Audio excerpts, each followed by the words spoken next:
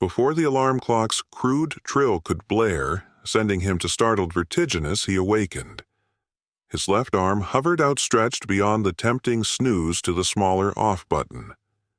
As was custom for the last 7 years, he waited until the 5:59 a.m. succumbed to 6 a.m. and slapped the clock to a mere muted bleat. The green digits ticked on and on as their glow faded with the shadows of early dawn. His left arm instinctively reached over to feel the warmth of his wife, a warmth he had become so accustomed during the night over the last 15 years. But like most mornings, he reached for her, but she wasn't there. His hand could only feel the cool, crumpled satin pillowcase where her soft, supple face nestled, her ebony hair wildly arrayed and at times concealing her face. Rolling onto his back, his right arm tingled from the hours of lying on it. The prickling ran through his arm as the blood began to rush back to his fingers. Until his body completed its crackling and uncomfortable formication, he eyed the ceiling apathetically in a silence only broken by the occasional creak of a settling house. There was a time where time itself was transitory, a commodity more rare and more precious than currency. His mind expanded in all directions as it always had in the morning. As he came of age, he asked, "What's more precious, time or life? Or were they one and the same? Does life exist in time, or does time cease to exist without life?" In any case, time crept by on hands and knees now. Seconds seemed to be minutes and minutes, hours and so forth. He rose to the edge of the bed, face in hands, and with a low sigh uttered, "Good morning." She was the morning person, beating the sun, stepping out into the dark dawn. She liked to get an early start on the day, tending her garden or taking a walk for blocks before settling down to write. He would be the first to turn on the television, something he knew she wanted to do but didn't for grace of his sleep. He'd turn on her favorite morning newscast, even though he knew it was only for her crush of the weatherman. It was more of a comedy hour than news, he told her, and she would tease him about behaving like a grumpy old man in the morning. It was their morning ritual he wouldn't trade for a den of diamonds. The beckoning smell of breakfast filled the house. The deal was he made breakfast and she made dinner. The kitchen table was set, the usual small amount of scrambled eggs, about the same amount of hash browns, toast, fruit, and orange juice for her, coffee for him.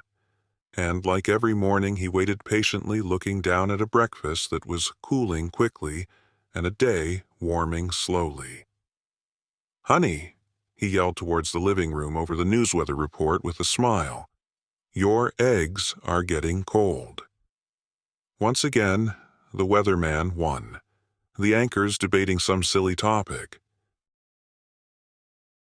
It was the navy blue suit that she liked the most, and it so happened it was navy blue suit day. He put on his diamond-shaped gold cufflinks with the initials SK for Stanley Keaton. Per the usual, Stanley grabbed his overcoat from the closet and keys from the colorful glass ashtray his wife crafted in some art class years back. Laying a hold of the rust-colored jiggly door handle he put off fixing too long, he looked over his shoulder towards the bedroom. "Honey, I'll see you this afternoon, okay? Love you?" Stanley waited for an answer, then dropped his arm and whispered the words again, "I love you," before leaving the house. It was beautiful this time of year, Stanley thought while driving past his neighbor's manicured lawns. The autumn winds rustled the trees, plucking the yellow and orange leaves from their fragile grips, and sending them twirling in the wind like butterflies before landing softly on the lawns. Stanley watched. The leaves returned to the air again like fleeing birds by a passing motorist. With the small crack of a smile that made it only halfway across his lips, Stanley reached into his inside overcoat pocket for his cell phone. With a push of a button, the small smile began to widen. That voice, that beautiful voice, the voice he fell in love with over countless phone conversations when he tried to convince her to date him. That voice, now after 15 years, still sent a warm sensation down his body. "Hello?" her voice responded. "Hey, Sam, it's me." Huh? Yeah? Not gonna work today. Thought I might." "Just kidding. Sorry, I'm not able to come to the phone right now. Leave a message." Stanley grinned as a small chuckle compressed his stomach and escaped his nostrils. "I thought I told you to change that voicemail," he said with a huge, toothy smile. "You got me again. Hey, I was thinking about where we first kissed. Remember? Well, I want to see you.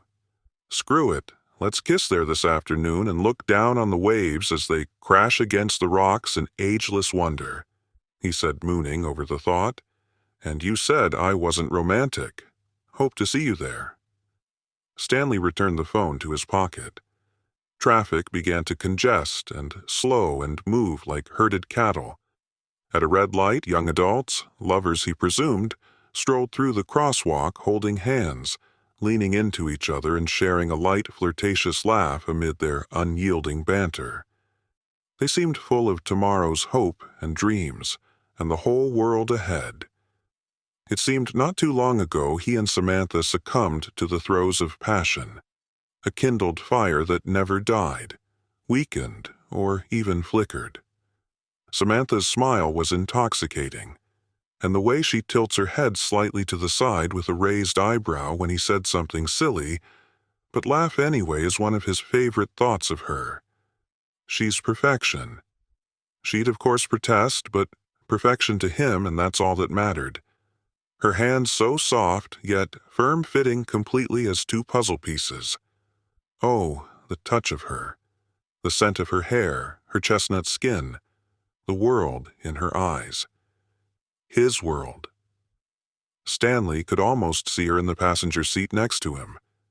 Stanley quickly reached back into his pocket and called Sam again.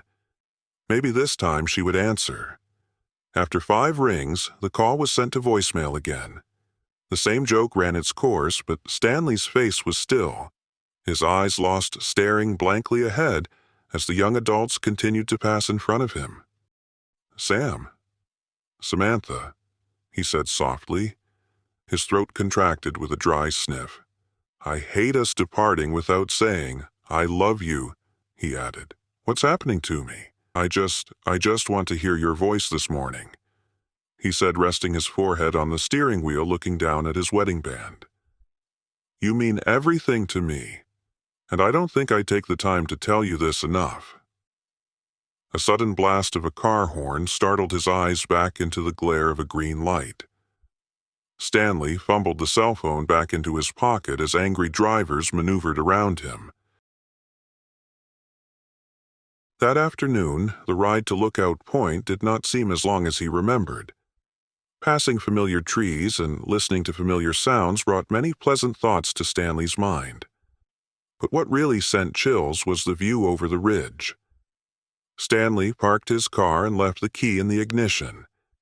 He listened to the small friable rocks crumbling under his feet and gazed upon the wind that worked its way through the high grass. Just a few more feet, and he would see her. The strong wind ripped through Stanley's overcoat as he stood atop Lookout Point. The gust rumbled past his ears. Unrelenting waves thundering against the rocks 200 feet below reminded him of mindless adolescent dares, and all the caresses and kisses he and Sam shared. All of them. So he waited for her. The sun slowly waned, descending toward the shimmering horizon. His watch beeped. "Well, Sam, this is where we first kissed, and this is where I asked you to marry me," he said under his breath. just to hold you one last time. Stanley looked up at the seagulls flying overhead and a pelican gliding upon the wind, then diving below the surf and the crashing waves beneath. Stanley wept inconsolably. Autumn leaves fell on the walkways, roads, and boulevards, upon the tightly mowed lawns and driveways, upon pools and puddles. Some leaves seemed to float endlessly, never falling, never landing, adrift upon the wind. Some leaves rested on rock and clay, stone and marble, like the two stones forever together.